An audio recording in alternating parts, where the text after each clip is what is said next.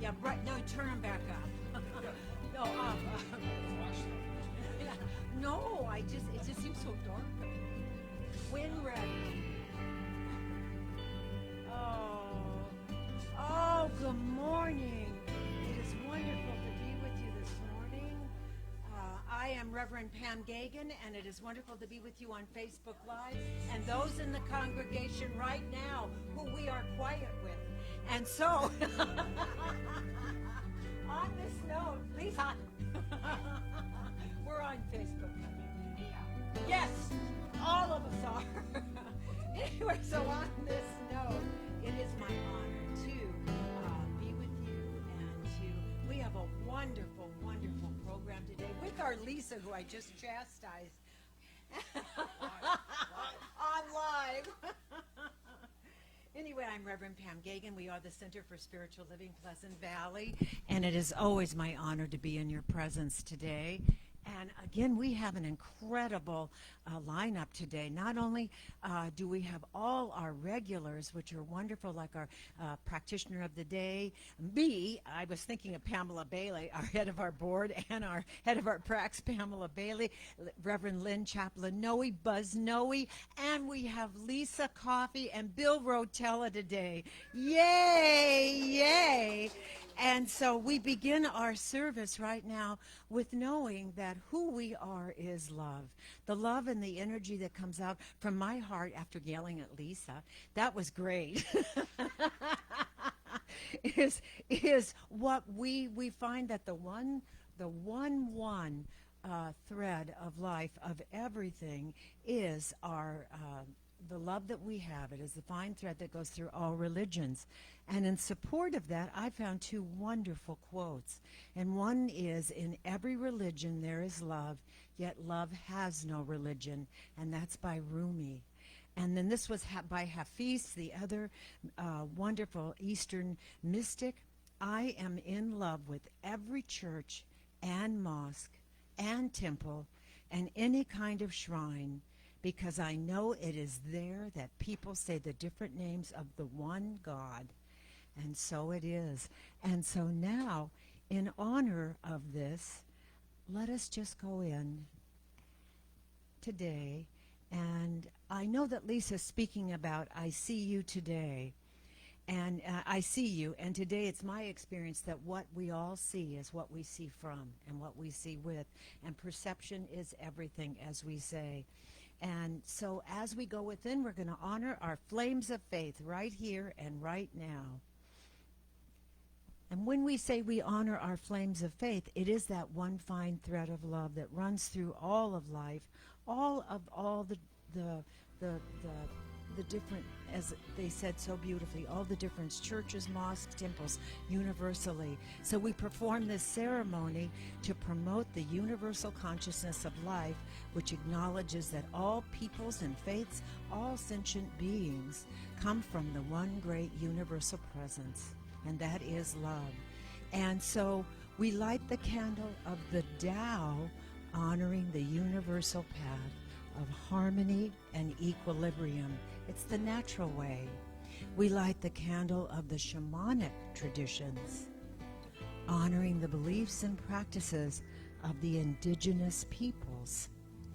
We honor the candle and light the candle for Hinduism, honoring the path of knowledge, action, and devotion. And we light the candle for Judaism, honoring the ethical path of living by sacred law. And we light the candle for all forms of Buddhism, honoring the Four Noble Truths and the path of compassion. We light the candle for all forms of Christianity, honoring the Christ consciousness as the path of love. We light the candle for all forms of Islam, honoring the path of submission to the will of God as the highest calling. We light the candle for the universalistic religion of Baha'i, honoring the path of unity and peace. And we light the candle for New Thought, which we are part of. We are Centers for Spiritual Living, are New Thought churches, honoring the metaphysical path of mental healing through the practice of universal spiritual principles. And let us just take a moment, go within, and we light the candle for those yet unaware of the power and the presence of the Spirit in their lives. So just go within, allow that space, and hold that space for anyone needing a prayer today, too.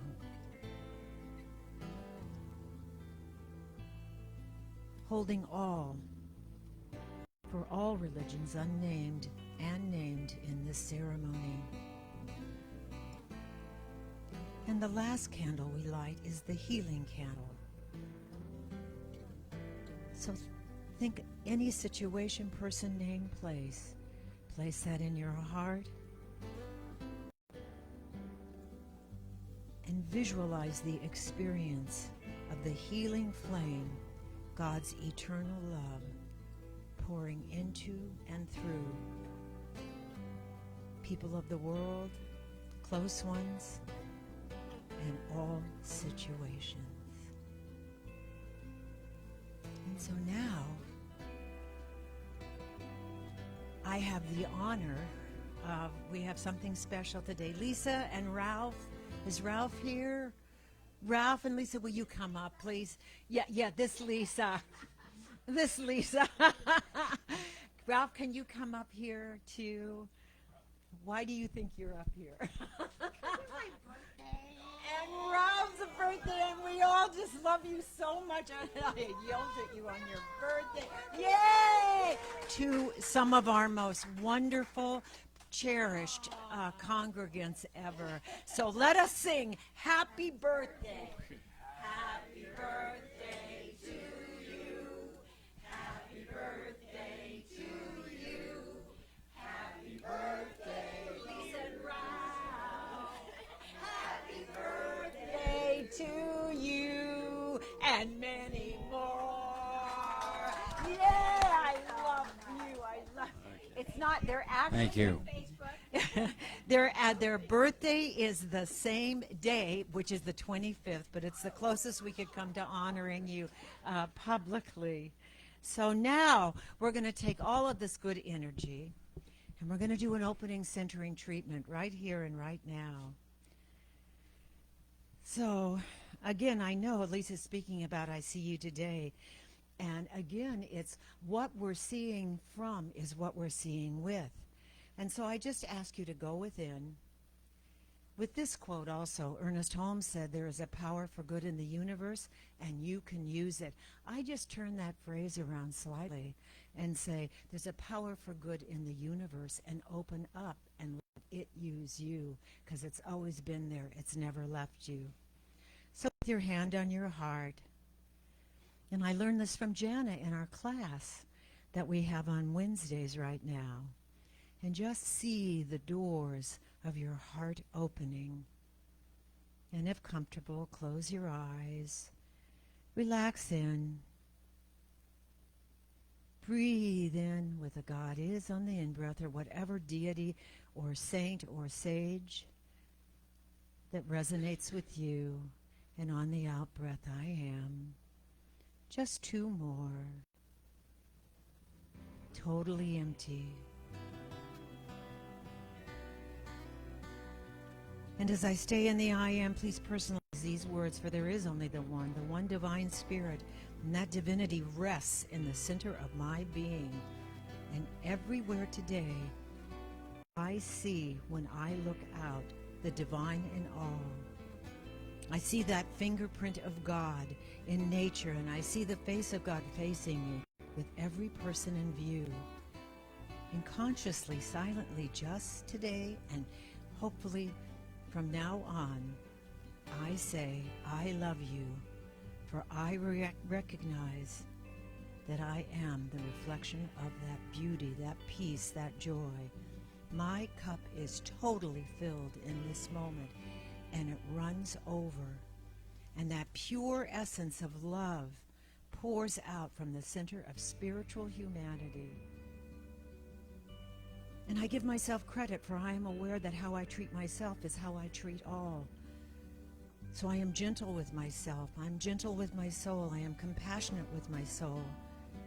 And that love pouring forth from the filling that pours forth from my heart fills all the fearful spaces and light in me, and all separation dissolves.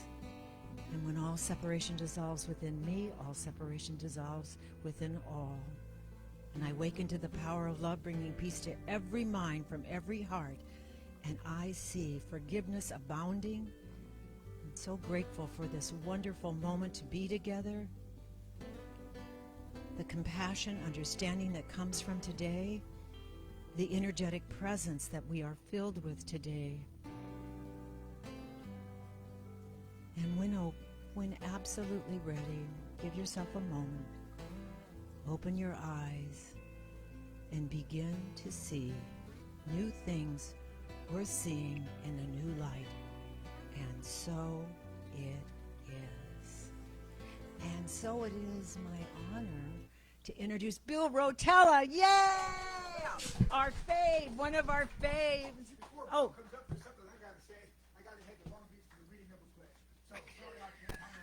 Have a great day. Hey, thank you, Buzz. Okay, good morning. How we doing? Good. You know, so that was I like the message of no separation, and this is Lissa requested that I play this song called "Lean on Me." And before I start that song, I want to just give some credit to Jesse at the board there, who's donating his time, because he may not be as pretty as Marcia, but he's doing a darn good job, you know. Okay. Hey, beauty's in the eye of the beholder, right? So speaking of leaning on people, we need to blow some wind in each other's sails, right? So can we snap fingers? Can we go?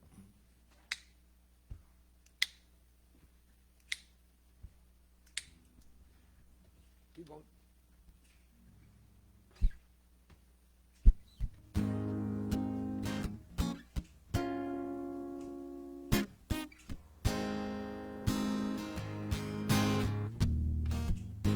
Lean on me if you're not strong, and I'll be your friend.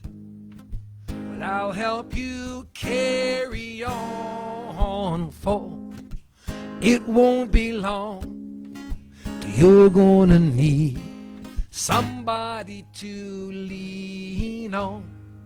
I said, please swallow your pride. If I've got strength, you need to borrow, for it won't be long till you're gonna need somebody to lean on. You just call on me, brother, if you need a hand. We all need somebody to lean on. I just might have a problem, you'll understand.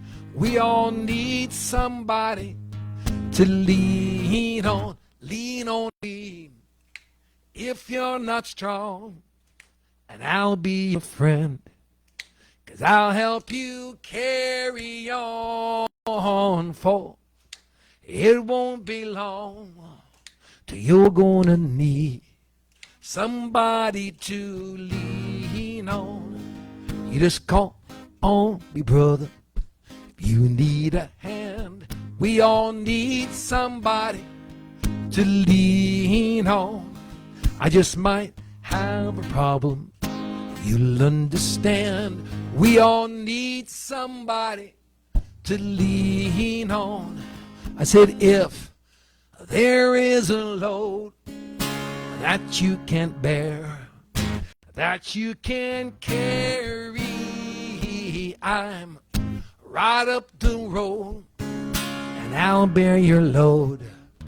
If you just call me, you can call me, just call on me.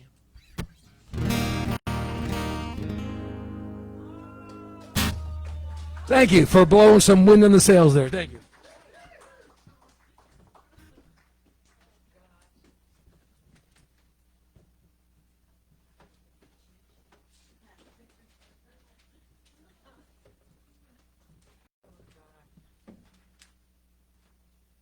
I am grateful you were called upon today.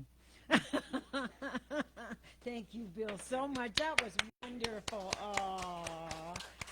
And it gives me a kind of a clue what Lisa's talking about, because we are our brothers and sisters keepers, every single one of us. And when we forget that, we forget about the good, that what we bring out is obviously the good in others. And then on the other hand, the fear and anger and resentment also, what we bring out, then that pours out too. So as POD, what it means to see, I see you, I see you, I'm watching, really means what it is that I'm seeing is what I believe and where it comes from. And yesterday I had a wonderful experience. My granddaughter, my daughter was an Irish dancer. She went through Irish dance. And as she said, she just kind of went through it and had a good time with her friends. Allison, who is 6, is now in Irish dance. And so she knows every song, every movement from river dance, from the original actual live broadcast to the animated river dance one. And so we all as a family, there were like 10 of us, went to river dance yesterday at the Dolby. And we all went because of Allison. You talk about a little powerful soul there. And I had seen it years ago. It was so magnificent, and it inspired me so much, and it helped me remember and how my first spiritual awakening, I call it a spiritual awakening, was at the Pantages Theater at 4 in the balcony with my dad, and they had brought The Wizard of Oz back. This was in the 50s, and they brought it back, and we had TV, but it was all black and white. And when the door opened and the colors came out, I never was the same. And I said to my daughter, this will be, because she knows this story, and I went on to work, I lived in Hollywood and Burbank, but I went on to do a lot of creative things in Hollywood. In my life, on and off. And so I said to my daughter, this is going to be Allison's Wizard of Oz. She was just so filled with the music. And then I started thinking, what is behind that music?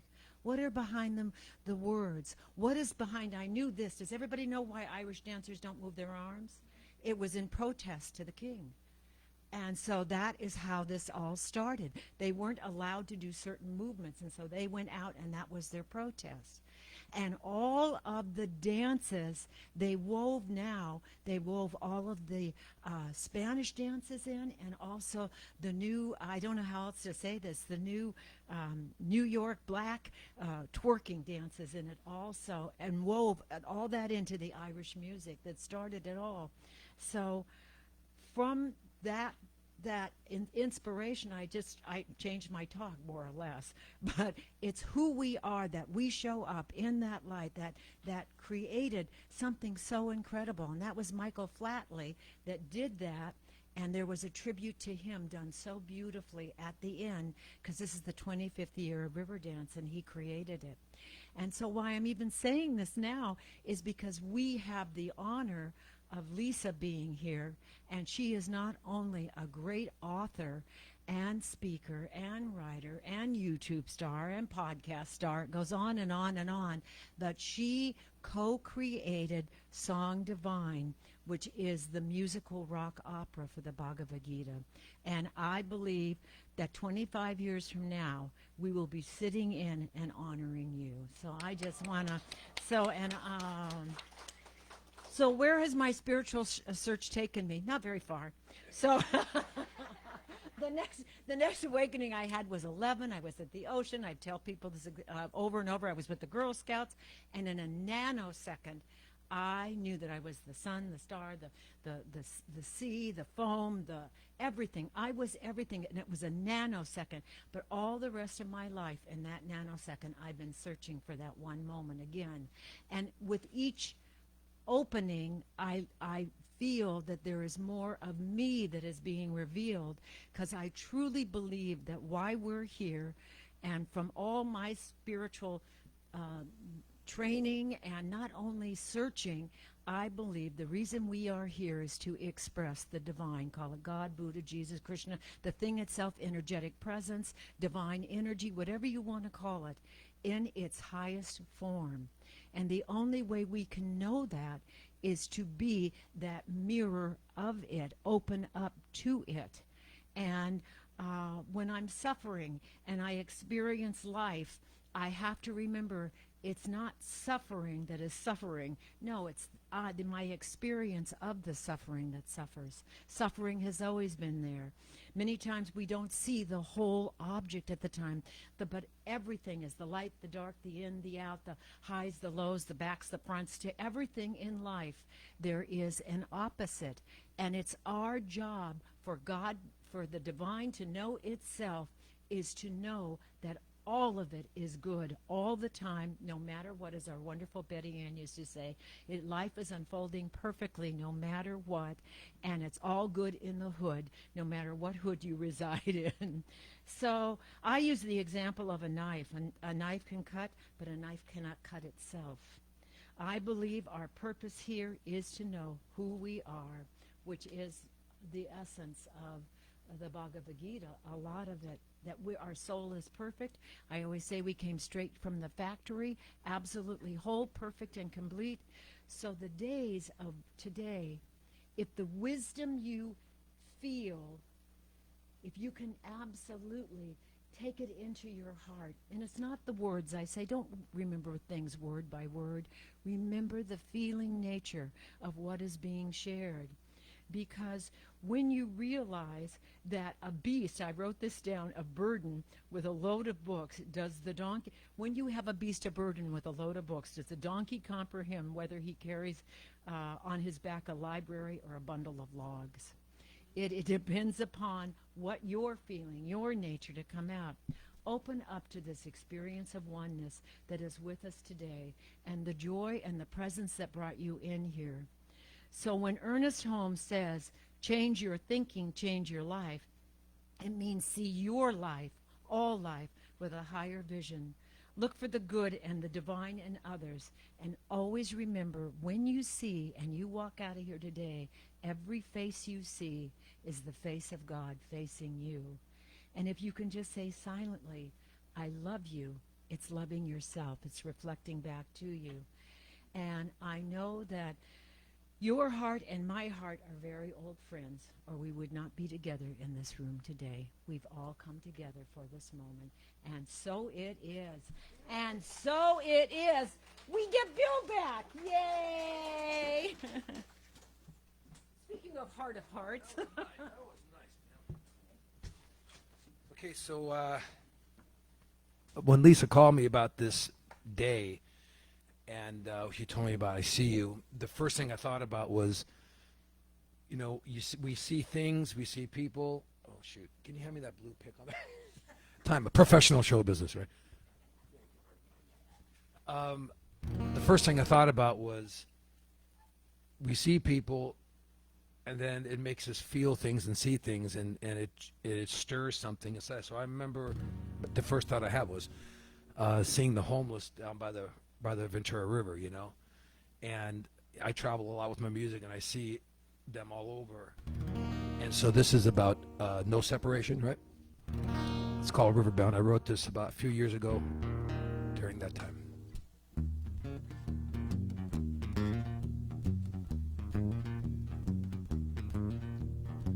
I'm praying for salvation for my sisters trying to stand their ground. I'm walking with my brothers, now it's time to tear these towers down.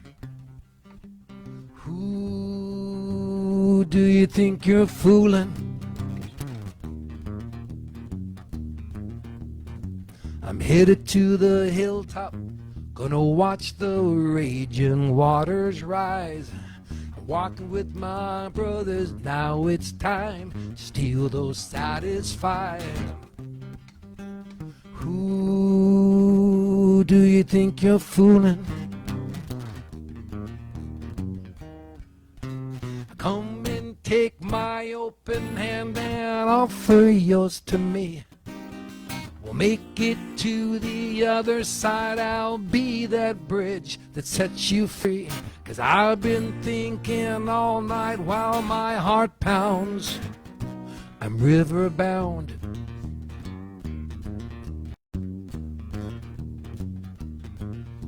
See the children skipping stones while parents soak their weary bones. Minds are bleeding, mouths need feeding, hearts are beating, breathing hope. Who do you think you're fooling?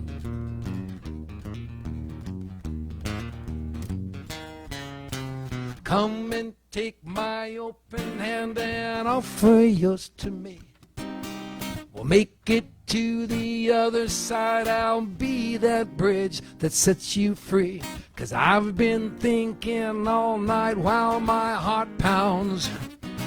I'm river bound.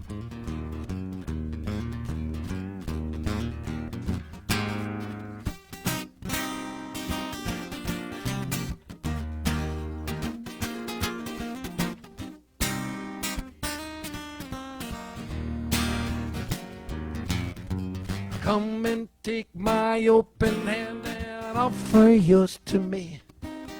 We'll make it to the other side. I'll be that bridge that sets you free. 'Cause I've been thinking all night while my heart pounds. I'm river bound.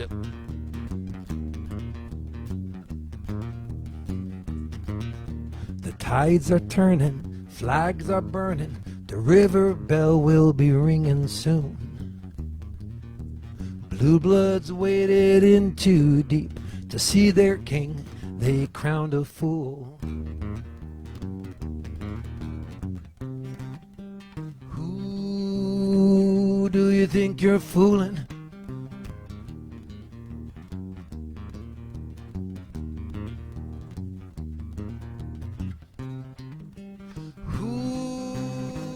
Do you think you're fooling?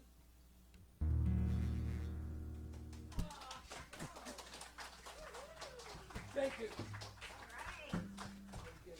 Bill Rotella, ladies and gentlemen. Yay! I love when Bill does his original songs. It's so amazing. Okay, so last time I was here, it was March 19th, and I think I told everyone that my niece Emma was in labor, having a baby right that day. And guess what? She had her baby the next day. Long labor. But she had this baby. And it's a little boy, and they named him DJ. And I got to meet him on Easter. And he's beautiful. And he's perfect. And he's so tiny. And he's so vulnerable. And I just held that little baby in my arms, and I looked at him, and I was like, I see you. Okay. I'll just hold it. And I just looked in his eyes, and I'm saying, I see you. I see you, little DJ. I see you. And it's like, I think everybody can relate to these moments when, with a little baby, so innocent, so vulnerable, so open-hearted, hasn't done anything wrong, hasn't, sworn or, sinned or whatever, hasn't hurt your feelings. We see God in that little creature. But who is that little creature? That little creature grows up to be us. We were that. We were that at one time in our lives. The word vulnerable means to be exposed, to be open to the possibility of being hurt, either physically or emotionally. And I think that when we're little, we're naturally vulnerable because we don't know that there's anything to fear. We don't know that we can get hurt.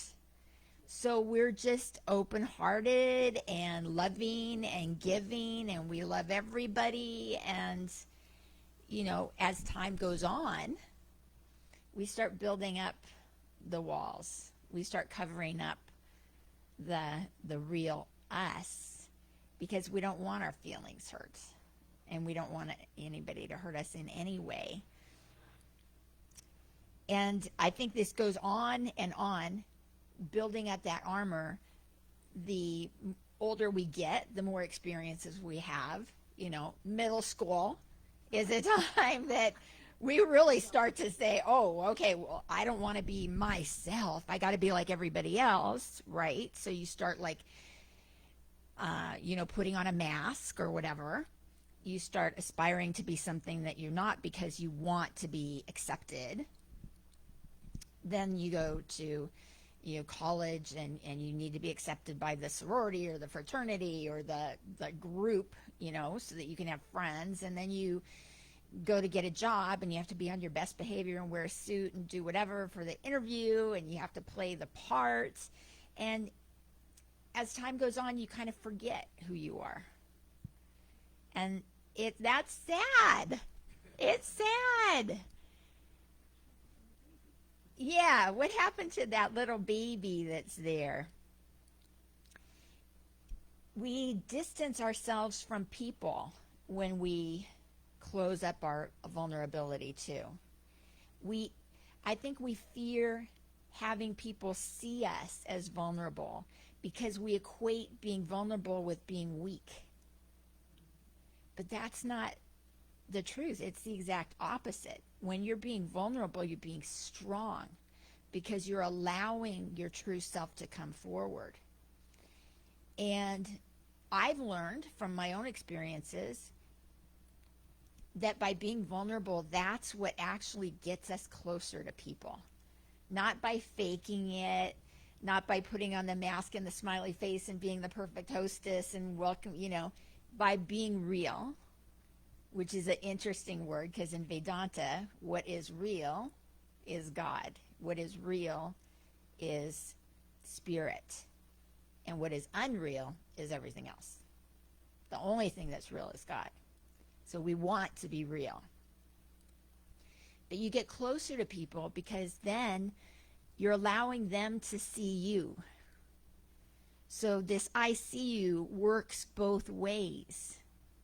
We want to see people for who they really are, but it's good for people to see us as we really are. And I think we forget that sometimes. I know that one of the roles I played when I was a kid was big sister. So, I had a divorced mom working all the time. I was the big sister. I took care of my little sister and my little brother. I took care of them. And I was the leader, and I was the strong one. And whenever there was a problem, I was like, lean on me, right? and they did. But then as they got older, they were kind of asking for the reverse, And I was afraid to do that. I didn't want them to see me as weak. I didn't want them to see me as, not the big sister, or that I needed any help. I was afraid, to ask for help, to have them see me. But I learned that as an adult, when I did ask for help, when I did let them be in, and I let them be the one that I could lean on, it brought us closer together. And it was so beautiful. It changed everything. And I think this is why God or the universe put us all on this planet together. We're not here alone. We're here to learn from each other. We're here to help each other. We're here to grow together. We're here to experience things together and help each other through all that life throws at us.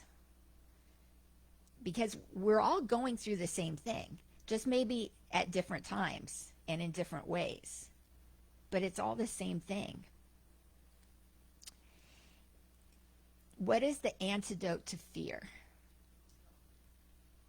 Love, courage, yes. but also faith and also knowledge. Faith in knowing that God's got your back. And when we say, lean on me, that's like we can always lean on God. Always, always, always. Whatever that looks like for you, Krishna or Jesus or universal or whatever, we can always lean on God. That's the faith part. And the other part is knowledge, because it's knowing who you are. When you tap into that, when you know who you are, this is what Krishna says, when you know who you are, then you know that you have everything. And you know that this world is not about gaining anything. It's not about losing anything, because we have everything all the time.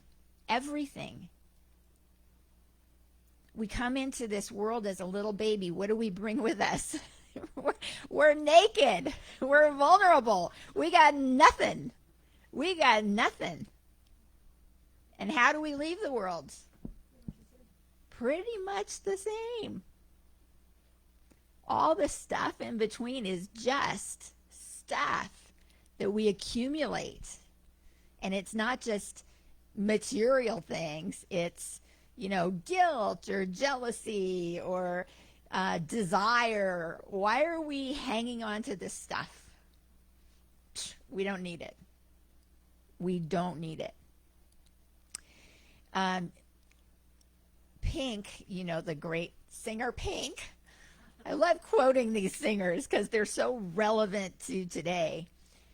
She just said in an interview, people were asking, how are you doing or whatever. And she said, you know what? I've come to the place now where I'm not just going to give you some small talk. I'm not going to do that. I'm going to be real with you. She said, I want to do her stuff. She said that she's going to make a point to be honest with people. She said being vulnerable is her life's work. She's come to that realization that being vulnerable is her life's work. And I love hearing that from a singer because that's so insightful. And she writes her own songs too. And like Bill, writes his own songs. When a songwriter writes the songs, it comes from an inspiration. Inspiration means in spirit. It means divine. It comes from God. Okay? A singer or a musician, songwriter gets this inspiration because they're trying to deal with some pain or some emotion that they're trying to process this emotion, whether it's grief or love or brokenheartedness or lonesomeness, whatever it is. The beauty of that process is that this song that the songwriter creates not only helps the songwriter get through that emotion, anyone who hears it is also gifted with that. It helps them process the pain. It helps them process whatever they're going through and to understand that they're not alone. That this is something that other people have gone through, and if they have gotten to the other side, then I can get to the other side. And that's really important because it shows, again, that two-way street. Lean on me, and let me lean on you, please, And that's the beauty. That's the beauty of life. When we say, oh, I see you, who is that I? I said this before. It's all the same I. I say I. Pam says I. Bill says I. Ralph says I. It's all the same I. In the Gita, Krishna says that if you are a spiritual person, don't worry about your worldly affairs. I will protect you. You go pursue your spirituality.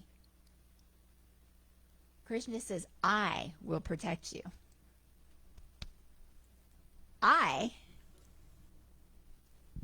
There's nothing for us to fear. That's what he's saying. If you're a spiritual person, don't worry. Don't worry about anything. You're taken care of. When you see the animals out in the wild of our city here, right? I have a good friend that said, I'm so worried about the squirrels. It's been raining and raining. This was Mary, who's not here today, but maybe she's watching on Facebook. Mary, I can relate. She's like, I'm so worried about the squirrels. It's been raining so hard. Where do they go? What do they do? And I said, Mary, you don't need to worry about the squirrels because the squirrels aren't worried. The squirrels aren't worried. They'll figure it out. You know? They know they're protected by God. They don't wake up every morning going, oh, shoot, I don't have enough money for breakfast. Where am I going to go get breakfast? Oh, shoot, that squirrel said a mean thing to me. Or, oh, I'm going to lose my job. Squirrels are just like, every day, I know, there's nuts out there. I just got to go find them. You know, treat and move your feet. I know there are nuts out there. I'm not going to sit there and wait for the nuts to fall into my lap. I'm going to go out there and get the nuts. I know there's shelter for me. I go find it. We don't have to worry about the birds and the squirrels. And in the same way, we do not have to worry about ourselves. But we do. Because we're human. And that's where the lean on me comes. That's where the be vulnerable comes. Don't try to tough it out and be that tough guy, you know, and I can handle this. I don't need to tell anybody. I can do it myself. You don't have to do it yourself because it's all the same I. Call a friend, accept that offer that people extend. Okay, there's a quote by Sri Aurobindo. I love this quote. Not only to see and find the divine in oneself, but to see and find the divine in all. Not only to see one's own individual liberation and perfection, not only to seek one's own individual liberation and perfection, but to seek the liberation and perfection of others is the complete law of the spiritual being. In Science of Mind, we talk about law all the time, right? It's love and it's law. So when we're not worrying about ourselves, not worrying about other people, that's not meaning that we're not compassionate, that we're not caring, that we're not working to help others be their best and see their best.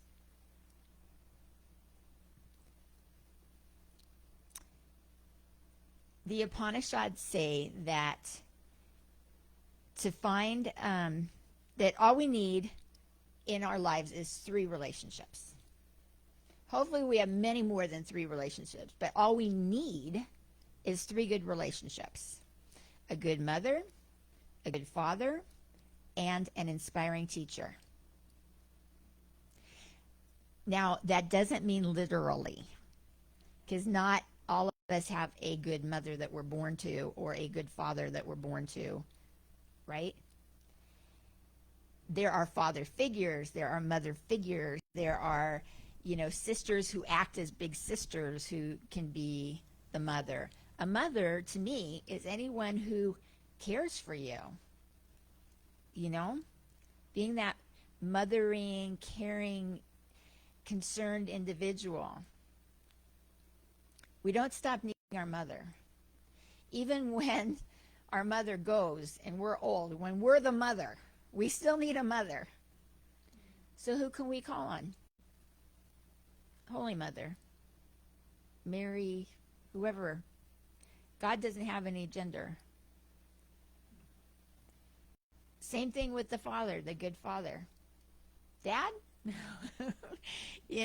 I don't know where you are, but I need help. I'm being vulnerable right now. I'm on my knees praying for your guidance. And the inspiring teacher we find everywhere. Everywhere. It's the person who checks us out at the grocery store. It's this older lady at the mall who, when I was struggling with 2 little babies and feeling like this is too much, how did I get into this situation? And they're screaming and the diaper's dirty and I'm thinking, how am I going to get into the car? And she comes up to me, she says, enjoy this time. It goes really fast. And at the time I was thinking, no, it doesn't. It's taking forever. But I look back and I'm like, oh man, that went fast. That went so fast. She was a teacher, being a teacher to me right then. You know, somebody just opening my eyes to be like, be grateful. It's okay. It's okay. Everything's fine. I saw this movie on Netflix. I don't know if you guys have seen it. It's called The Swimmers. Have you seen it? Anybody seen it? I totally recommend this movie. This is amazing. It's about these 2 sisters. They're Syrian refugees. They have to flee from Syria, and they're trying to get to Berlin, where they have some program set up. This is a true story. They have some program set up where they can do like family reunification. So they think that if they can just get to Berlin, then they can go through the government process and bring over their mom, their dad, and their little sister. And these girls, one's 17 and one's 19, something like that. And the younger one, she dreams of being on the Olympic team, dreams of it. Her dad was an Olympic athlete. Her dad didn't have any sons, had 3 daughters. She's like, I'm going to do this. I'm going to fulfill the dream. I'm going to be the Olympic athlete. So all kinds of things happen on their journey. As you can imagine, it was a treacherous journey to try to flee and go across like in a little inflated boat. And what's interesting is they felt like they were all alone. The 2 of them had each other, and that's like all they had. Because when you're on this journey, you have to drop everything. You can't be carrying stuff on this journey. You have to just take the bare minimum, especially when they're in that little boat and they're starting to sink. They're like throwing stuff. She's throwing her swim medals into the ocean because none of it matters anymore. It's like life or death. But this whole boat full of people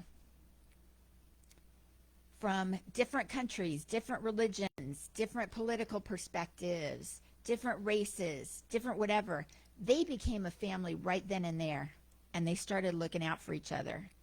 And they decided when they hit land that they were going to stick together no matter what, because they'd be safer together. That's how fast we can form these bonded, lasting relationships, and how much they can mean. They can literally save our lives.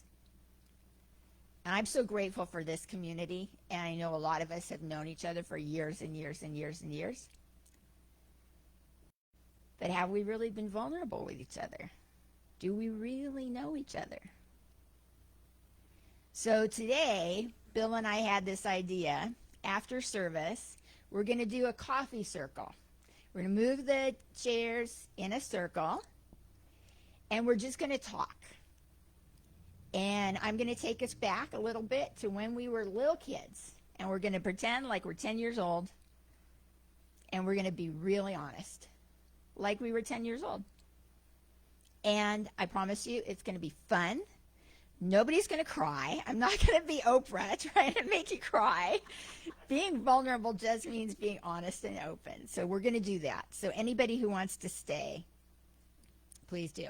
Okay, and I'm just going to end on this quick little story about how we learn to be vulnerable.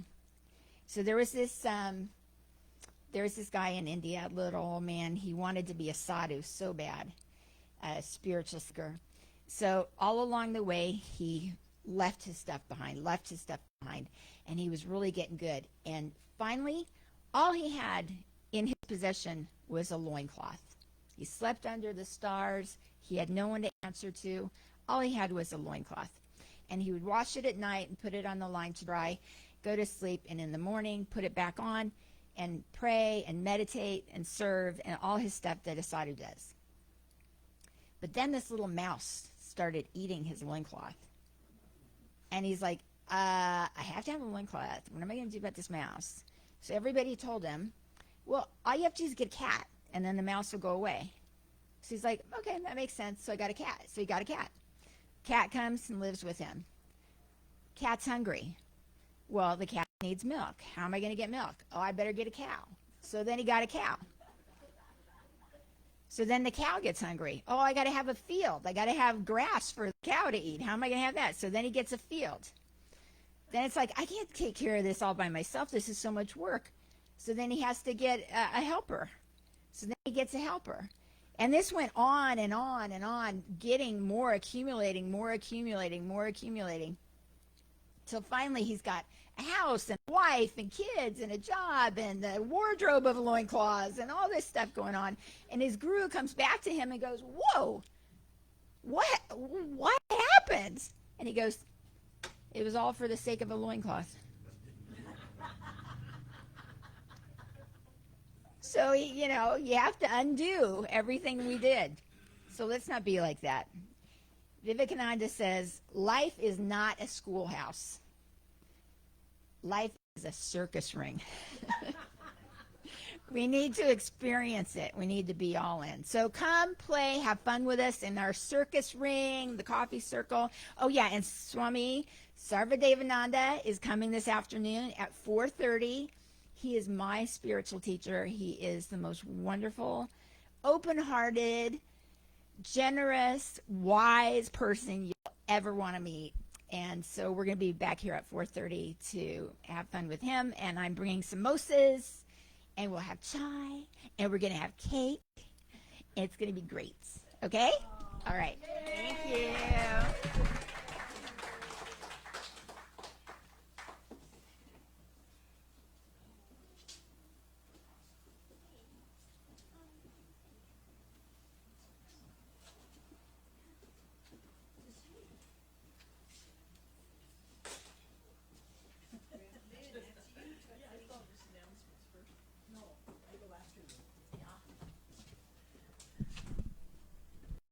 Hello there, wonderful people.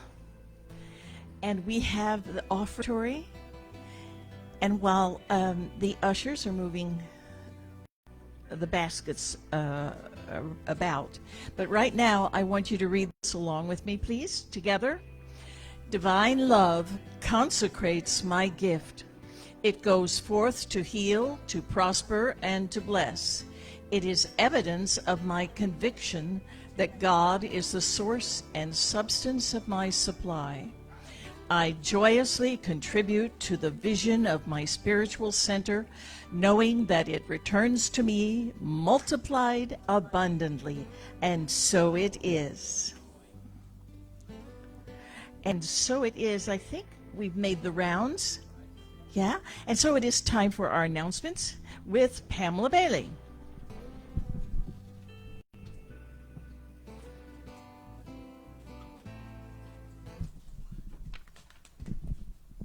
Thank you, Reverend Lynn. So, yes, we have announcements today. Lisa already made one of them, and that is that Swami S. will be here at 4:30 today. If you haven't had the wonderful experience of being in his presence and his teaching, even if you have to strain as I do to understand, because he does have an accent, in any case, it is a sacred and wonderful experience. We are having a new class taught by our Jana, who's back there. And this is a single freebie class, if you will. It's called Let Yourself Be Happy. And it's just a one-time thing, learning to use affirmations and clearing methods to let go of stress and judgments and allow that happiness to shine through. And then we also have another class upcoming with our Jana, and stay tuned for that. So we are having our coffee talk and our circle, and it should be lots and lots of fun. Next week's music will be Jesse Thury. Jesse, who has done just a marvelous job taking over in our sound booth. Let's hear it for Jesse. And another of our wonderful male members has taken over, stepped up in the bookstore, and that's our wonderful Ralph. There's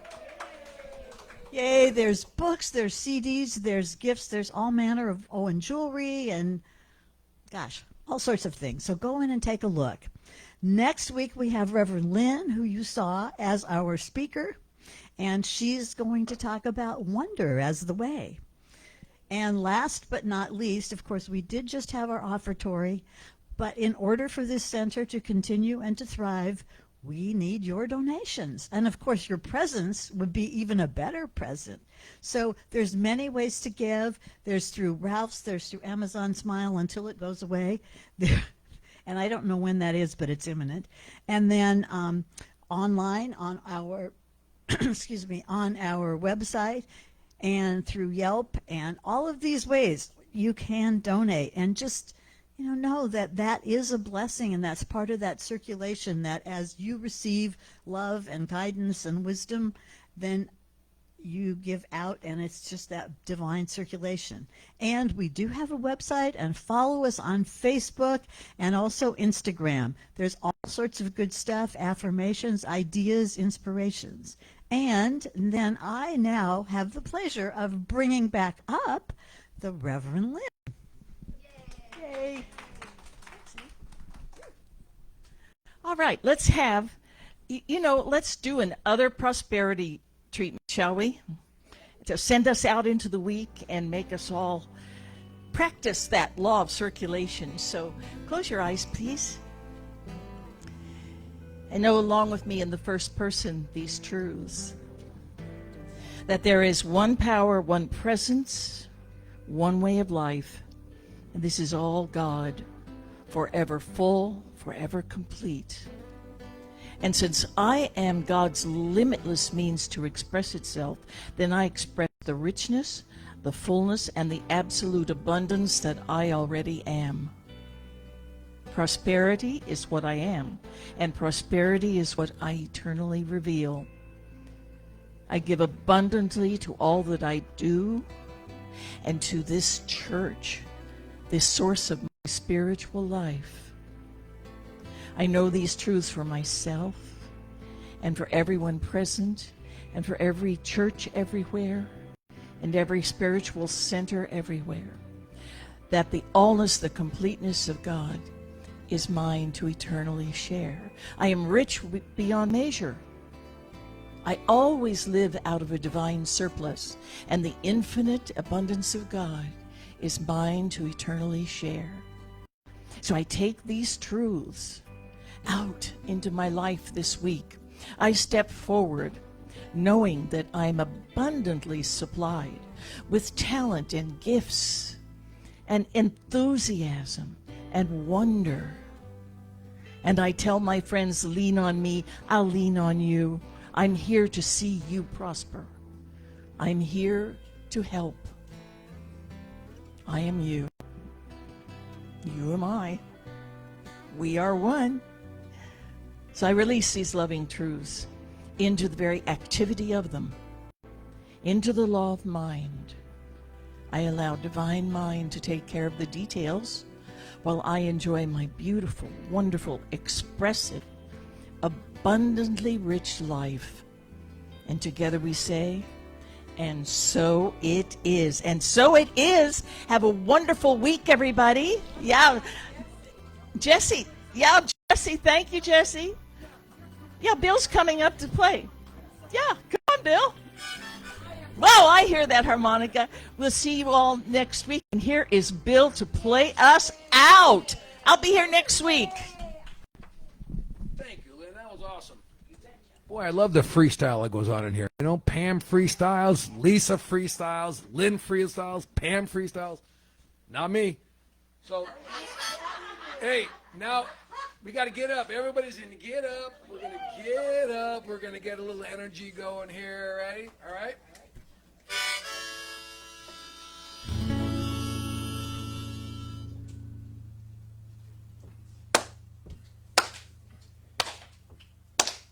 That kind of day.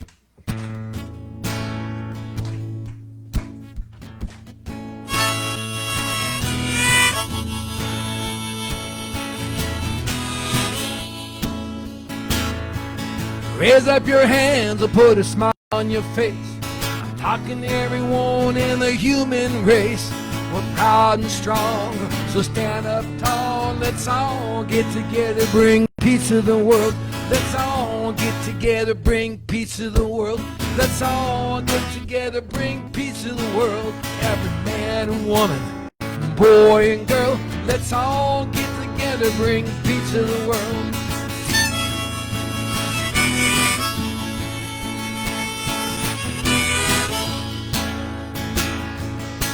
Oh, there's a train of love beginning right here, so jump onto it, have no fear. It's yours, it's mine, we got the call. Let's all get together, bring peace to the world. Let's all get together, bring peace to the world. Let's all get together, bring peace to the world. Every man and woman, boy and girl, let's all get together, bring peace to the world.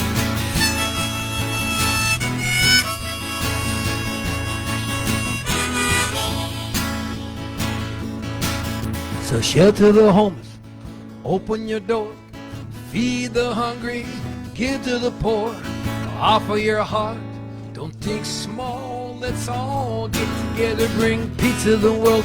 Let's all get together, bring peace to the world. Let's all get together, bring peace to the world. Every man, boy and girl, let's all get together, bring peace to the world. Let's all get together, bring peace to the world. Together, bring peace to the world. Every man and woman, boy and girl, let's all get together, bring peace to the world.